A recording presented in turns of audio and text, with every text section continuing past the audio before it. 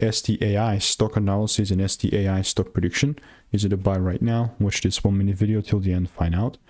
With ScanTech AI Systems, it's already sitting at $1.47, 8% up.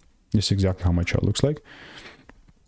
I already have my drawing set, and you know, beforehand, when we had just this price action, this is like a bearish market for me.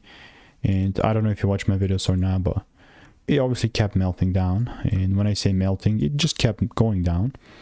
And we just, the low that we reached was about 131. And I'm, to be very honest with you, I'm still looking to take things down.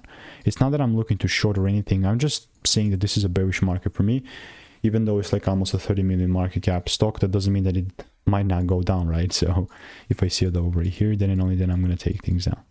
So I will most definitely continue to keep you updated. This is going to be the confirmation part here for me. And if you want to make more money trading in a simple and lean way, just click the first link in the description. It's a free newsletter.